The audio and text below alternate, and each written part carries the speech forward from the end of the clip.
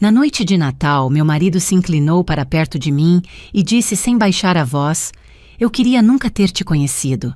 Ana é muito melhor do que você." Eu não respondi, apenas deixei algo sobre a mesa e fui embora. A ceia de Natal estava exatamente como todos os anos. A mesa longa, a toalha branca que minha sogra só usava em datas importantes, as taças alinhadas como se alguém tivesse medido a distância entre elas com régua. O peru já havia sido servido, o arroz à grega esfriava aos poucos e alguém tinha colocado uma música antiga dessas, que ninguém presta muita atenção, mas que ficam tocando ao fundo para preencher o silêncio. Eu estava sentada ao lado do meu marido como sempre. 23 anos de casamento ensinam a gente a ocupar o lugar certo sem pensar muito. Eu sabia onde colocar a bolsa quando sorrir, quando concordar com a cabeça. Sabia até antecipar as histórias que ele contaria, as mesmas de sempre, levemente exageradas, para arrancar risos dos parentes. Por fora eu parecia tranquila. Por dentro eu já vinha cansada há muito tempo. Mas cansaço não é algo que se comenta numa ceia de Natal, principalmente quando se passa dos 45. A essa altura, espera-se que a mulher seja estável, compreensiva, discreta. Eu tinha aprendido bem esse papel. Meu marido bebia mais do que o habitual. Não estava bêbado, mas relaxado demais. Seguro demais de si. Daquele tipo de segurança que só aparece quando alguém acredita que tem tudo sob controle, a casa, a família, a própria imagem. Foi quando ele se inclinou na minha direção. Não foi um sussurro, não foi uma confissão privada. Foi dito num tom baixo, mas firme o suficiente para que quem estivesse mais perto pudesse ouvir. "Eu queria nunca ter te conhecido", ele disse. Fez uma pausa curta, como se estivesse escolhendo as palavras certas. "Ana é muito melhor do que você." Por alguns segundos, o mundo pareceu continuar normalmente. Alguém riu de uma piada do outro lado da mesa. Um garfo caiu no prato. A música seguiu tocando. Mas para mim, tudo ficou suspenso. Não senti raiva imediata, nem vontade de chorar. O que veio primeiro foi uma espécie de clareza fria, quase clínica. Ana. O nome não era completamente estranho. Eu já o tinha ouvido antes em conversas soltas, comentários rápidos, explicações mal dadas. Mas até aquele momento eu nunca tinha juntado as peças. Ou talvez tivesse juntado, mas preferi fingir que o desenho final não existia. Eu olhei para ele. Não para confrontar, não para perguntar nada. Apenas olhei. O rosto dele estava relaxado. Não havia culpa ali. Só convicção. Ele realmente acreditava no que estava dizendo, e isso doeu mais do que qualquer traição explícita. Não respondi, não levantei a voz, não empurrei a cadeira. Apenas respirei fundo, peguei o guardanapo com calma e o coloquei sobre o prato como faço quando termino uma refeição. Me levantei devagar. "Já vai alguém?", perguntou sem grande interesse. Assenti com um sorriso educado. Disse que estava com dor de cabeça. Ninguém questionou. Mulheres com dor de cabeça não chamam atenção. São previsíveis, aceitáveis. Peguei minha bolsa, me despedi rapidamente e caminhei até a porta. Antes de sair, voltei até a mesa uma última vez. Não para falar, apenas para deixar algo ali. Era um envelope. Fechado. Simples. Não era grande nem chamativo, mas tinha peso. Coloquei exatamente ao lado do prato do meu marido. Cuidei para que ficasse bem visível. Não disse uma palavra. Saí da casa e senti o ar frio da noite bater no rosto. O céu estava limpo com poucas estrelas. Entrei no carro e fiquei alguns segundos parada com as mãos no volante, ouvindo apenas o meu próprio coração. Não estava acelerado. Batia num ritmo estranho, calmo demais para o que tinha acabado de acontecer.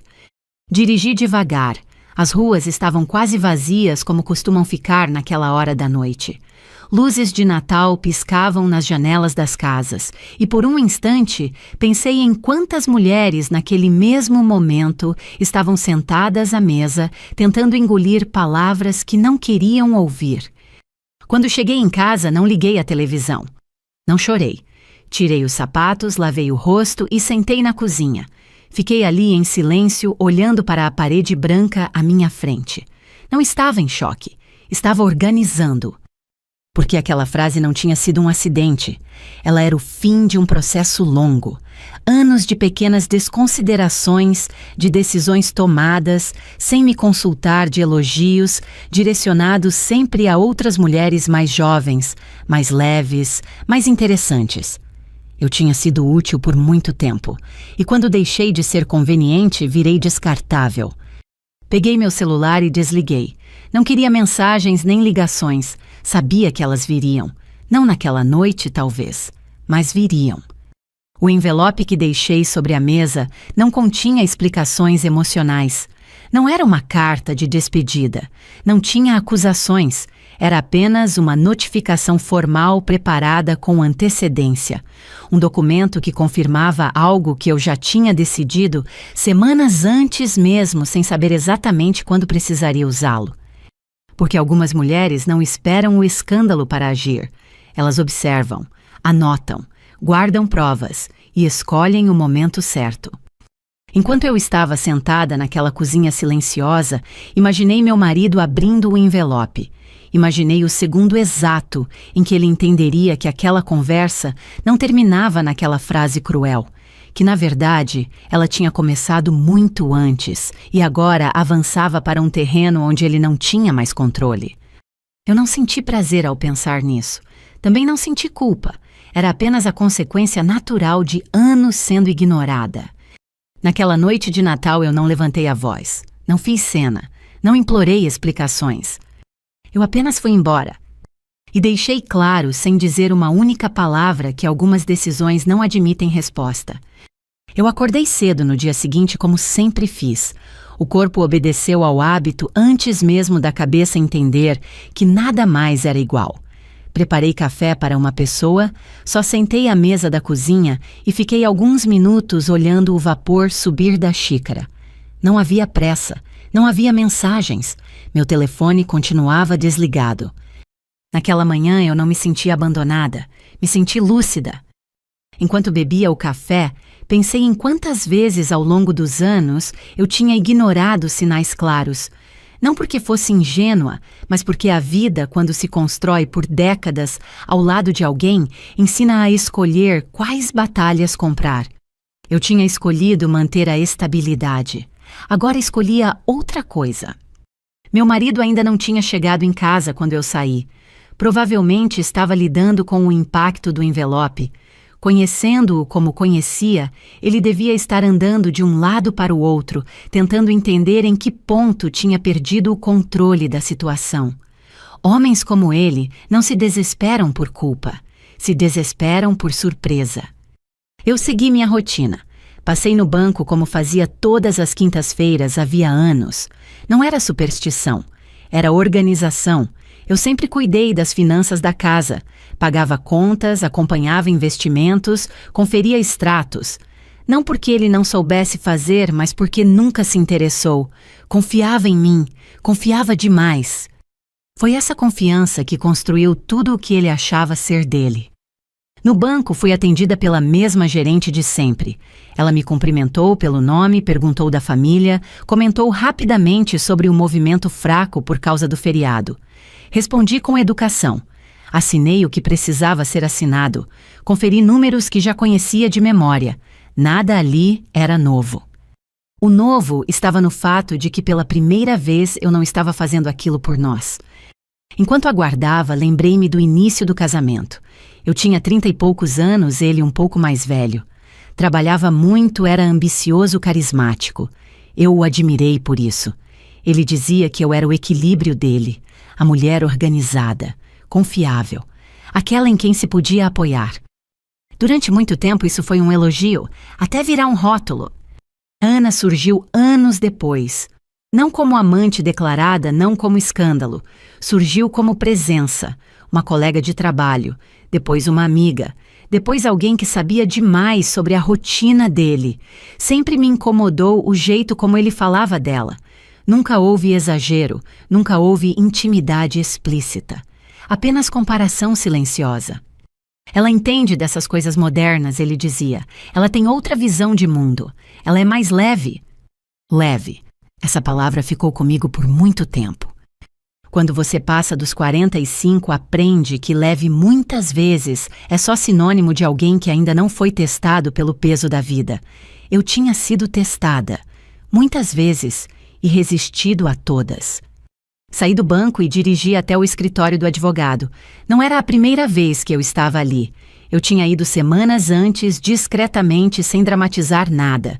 Não fui perguntar o que devo fazer se meu marido me trai. Fui perguntar algo muito mais objetivo: quais são meus direitos se eu decidir sair. Direitos não dependem de lágrimas, dependem de documentos. O advogado foi claro. Explicou possibilidades, riscos, limites. Não prometeu vingança, prometeu proteção. Foi exatamente o que eu procurei. Naquele dia, voltei lá apenas para confirmar que tudo estava em andamento.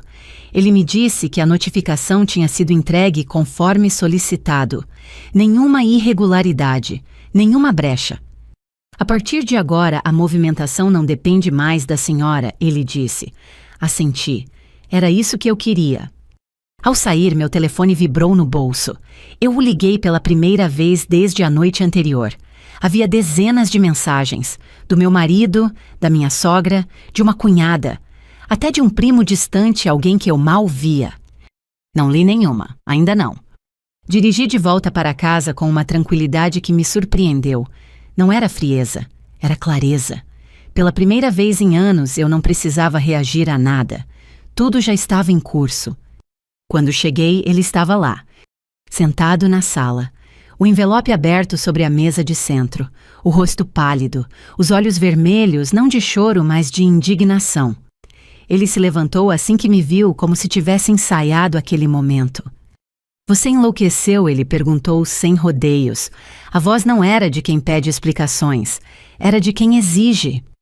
Coloquei a bolsa no aparador com calma, tirei o casaco. Não me apressei. Olhei para ele apenas quando terminei. Não respondi, eu acordei. Ele começou a falar rápido. Disse que aquilo era exagero, que eu estava interpretando mal uma frase dita no calor do momento, que eu estava destruindo uma família por orgulho. Usou palavras conhecidas. Manipulação não costuma inovar. Eu o deixei falar. Aprendi com o tempo que quem fala demais acaba se revelando. Quando ele terminou, o silêncio caiu entre nós. Um silêncio pesado, mas limpo, sem gritos, sem lágrimas. Você sabia da Ana? Ele perguntou finalmente. Sorri de leve, não de deboche, de constatação. Eu sempre soube, respondi. Só não tinha certeza do quanto você me desprezava. Isso o atingiu mais do que qualquer acusação, porque era verdade. Traições podem ser negadas, desprezo não. Ele tentou se aproximar, eu dei um passo para trás.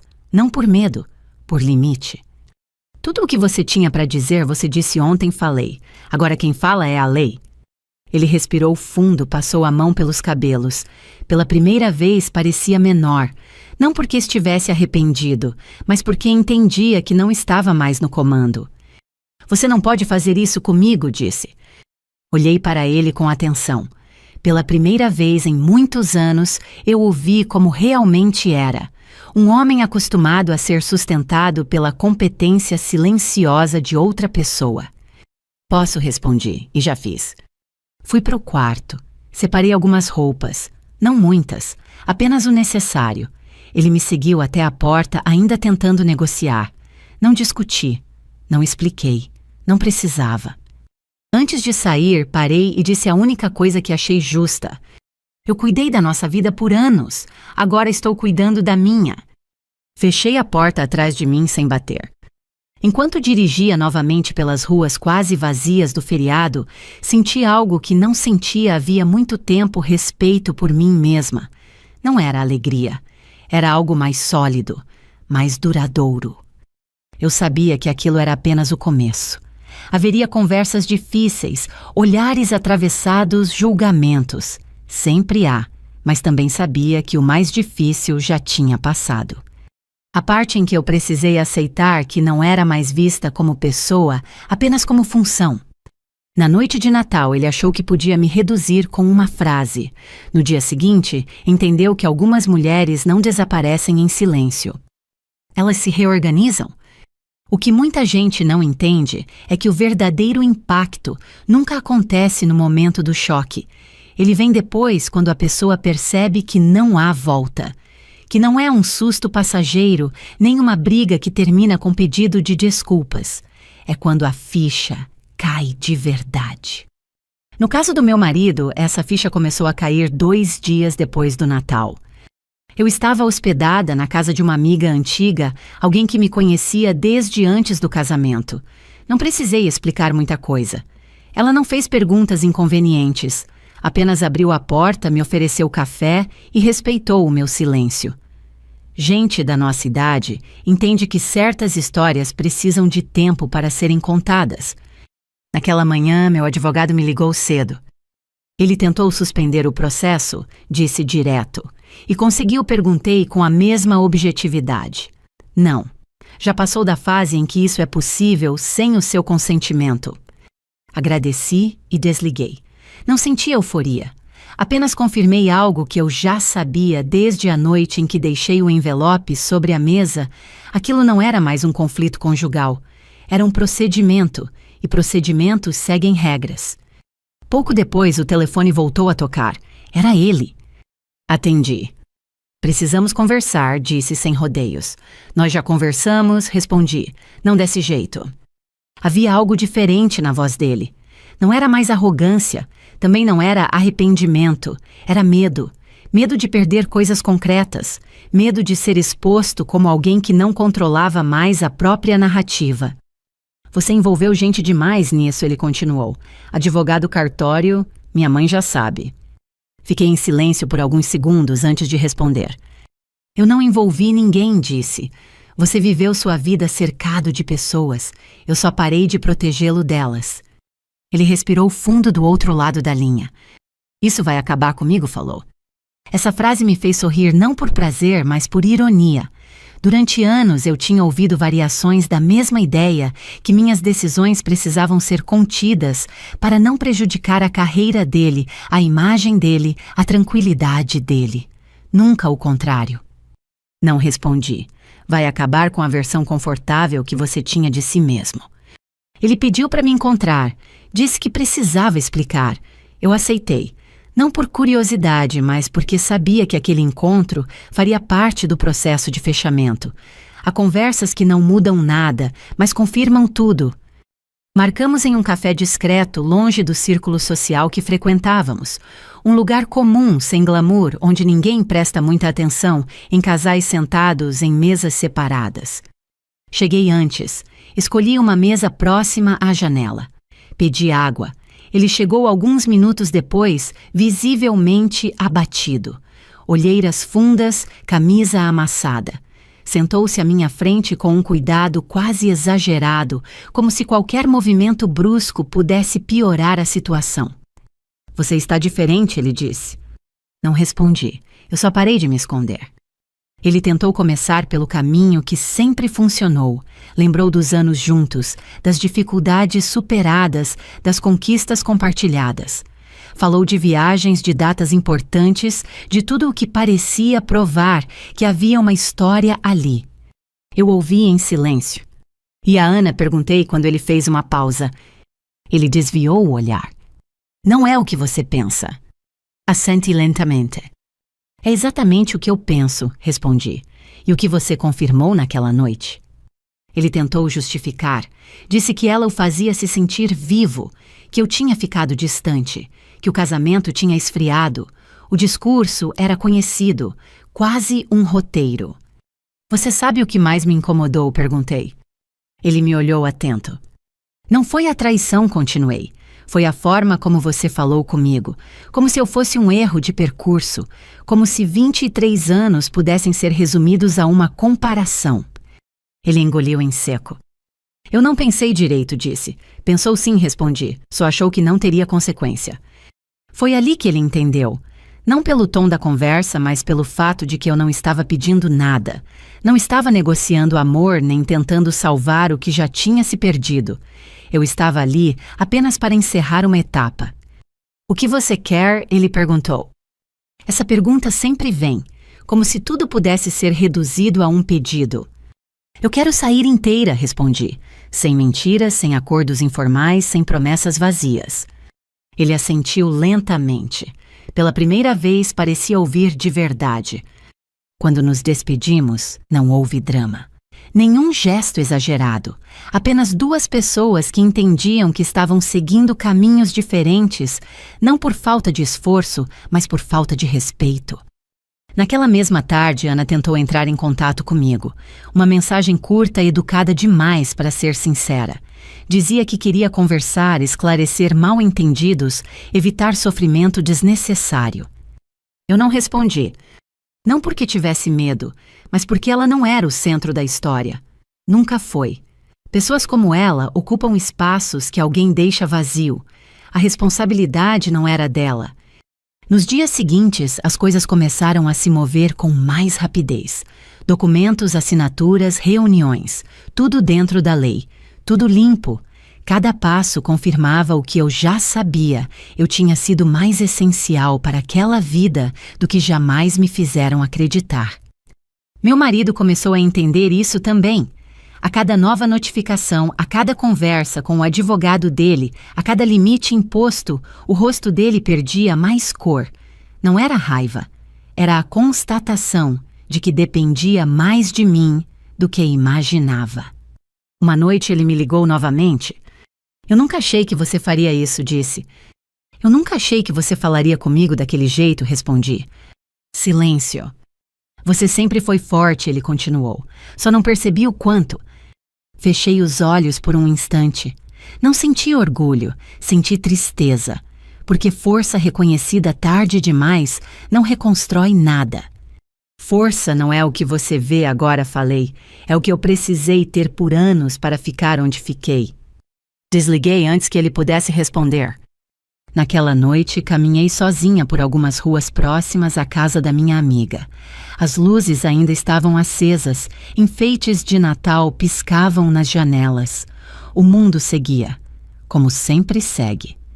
Pensei no envelope, não como um gesto de vingança, mas como um marco.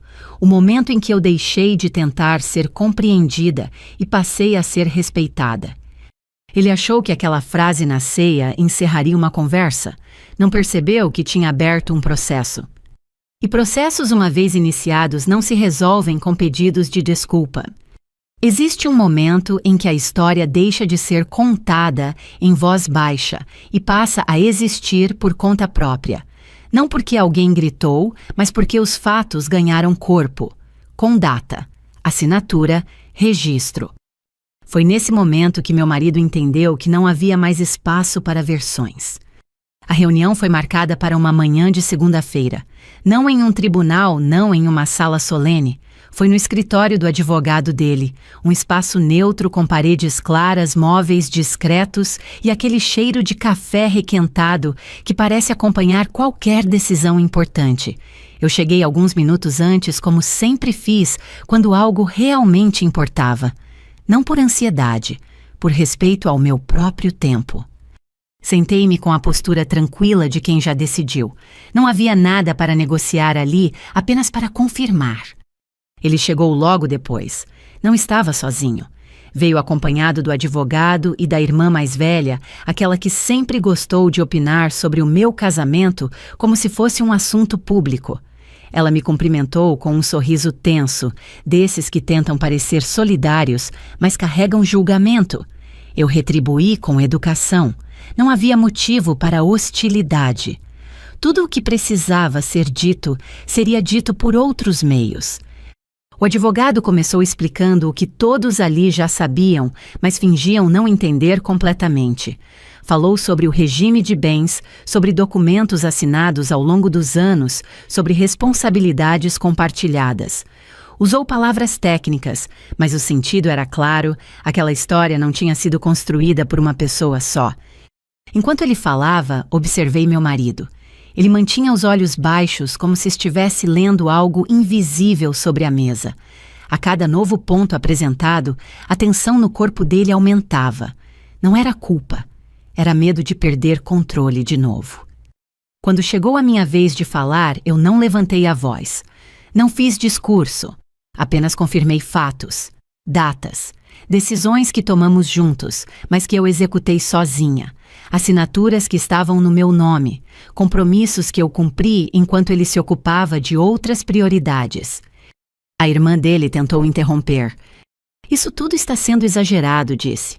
Casamento não é empresa. Olhei para ela pela primeira vez desde que cheguei. Não é mesmo, respondi, mas também não é um favor. O advogado pediu calma, seguiu adiante. Foi então que meu marido levantou o olhar. Pela primeira vez naquela manhã, ele falou diretamente comigo. Você não precisava fazer isso dessa forma, disse. A frase soou vazia assim que saiu da boca dele, porque essa forma era, na verdade, a única forma possível quando o respeito já tinha sido quebrado. Eu fiz da única forma que me protege, respondi, e que impede que você continue fingindo que nada aconteceu. Ele abriu a boca para retrucar, mas o advogado o interrompeu. Havia documentos a serem analisados, prazos, consequências. A conversa tinha saído definitivamente do campo emocional, e isso o desarmou. No meio da reunião, o telefone dele vibrou. Ele olhou para a tela rapidamente e empalideceu. Não precisei perguntar quem era. Ana tinha um talento especial para aparecer nos piores momentos. Dessa vez, porém, ela não era um problema a ser resolvido depois. Era parte do que ele não conseguia mais esconder. Você avisou ela? Perguntei com calma. Ele não respondeu. Não importa, continuei. Ela vai saber. Todos vão. A irmã dele suspirou fundo, claramente desconfortável. Pela primeira vez percebi que aquela família começava a entender que eu não era a mulher silenciosa que eles podiam descartar sem consequência. Eu tinha sido discreta por escolha, não por falta de força. A reunião terminou sem acordo final, mas com algo muito mais importante: limites definidos. Nada ali poderia ser resolvido com promessas ou conversas privadas. Tudo seguiria o caminho formal. Ao sair do escritório, meu marido tentou falar comigo novamente, longe dos advogados. Você não precisa me tratar como um inimigo, disse. Parei por um instante e virei-me e respondi. Eu não trato. Eu trato a situação como ela é. Ele assentiu, mas era evidente que ainda não aceitava totalmente a nova realidade. Pessoas acostumadas a serem protegidas demoram a entender quando essa proteção acaba. Nos dias que se seguiram, a reação veio em ondas. Primeiro a tentativa de comoção. Mensagens longas, lembranças compartilhadas, frases sobre arrependimento. Depois a irritação. Reclamações sobre como eu estava expondo demais algo que deveria ficar entre nós. Por fim, o silêncio, aquele tipo de silêncio que não é paz, mas cansaço. Ana tentou novamente falar comigo. Dessa vez foi mais direta. Disse que nunca quis me machucar, que as coisas tinham simplesmente acontecido, que ela também estava sofrendo. Li a mensagem uma vez. Não respondi. Algumas pessoas confundem sofrimento com consequência. O impacto real veio quando o círculo social começou a perceber que a história não tinha retorno. Amigos em comum passaram a me ligar cautelosos, perguntando se eu estava bem. Alguns tentaram defender meu marido, dizendo que ele estava perdido. Outros, mais honestos, confessaram que sempre suspeitaram, mas preferiram não se envolver. Eu ouvi todos. Não discuti com ninguém. A verdade não precisava da minha defesa. Uma tarde recebi a ligação da minha sogra. A voz dela estava diferente, menos firme. Eu não sabia que as coisas estavam nesse ponto, disse. Agora sabe, respondi. Houve um silêncio do outro lado da linha. Depois ela suspirou. Você sempre segurou muita coisa sozinha? A frase veio tarde demais para consolar, mas cedo o suficiente para confirmar algo importante. Até quem se beneficiou do meu silêncio passou a reconhecê-lo quando ele acabou. Meu marido começou a perder espaços, não apenas na vida pessoal, mas na imagem que tinha construído. Não porque eu o expus, mas porque, sem a minha presença, organizando, filtrando e ajustando as falhas, ficaram visíveis. Uma noite ele me ligou novamente. A voz estava cansada. Eu nunca imaginei que tudo isso viria à tona, disse. Veio porque sempre esteve lá, respondi. Ele ficou em silêncio por alguns segundos antes de perguntar. Você ainda me odeia? Pensei antes de responder. Não, disse. O ódio exige energia, e eu estou usando a minha para outra coisa. Desliguei e fiquei olhando para a tela do celular apagada. Não senti triunfo, senti encerramento. Aquela parte da minha vida estava sendo organizada, classificada, colocada em seu devido lugar. O que começou com uma frase dita numa ceia de Natal agora era um conjunto de fatos. E fatos, quando bem documentados, não se apagam. Ele quis me diminuir com palavras. Eu respondi com realidade. E a realidade, quando chega, não pede licença. O último encontro aconteceu algumas semanas depois. Não houve dramatização, nem grandes gestos. Foi em um cartório comum desses que existem em qualquer cidade brasileira, com filas discretas, pessoas esperando para resolver assuntos que mudam vidas sem fazer barulho. Eu cheguei alguns minutos antes, como sempre. Ele chegou depois, acompanhado do advogado. Não trouxe ninguém da família. Pela primeira vez, enfrentava aquilo sozinho. Assinamos os documentos com calma. Cada página virada marcava um encerramento. Não apenas do casamento, mas da versão de mim mesma que eu sustentei por anos. A mulher que engolia palavras para manter a paz. A mulher que acreditava que silêncio era maturidade, quando muitas vezes era apenas medo de perder tudo.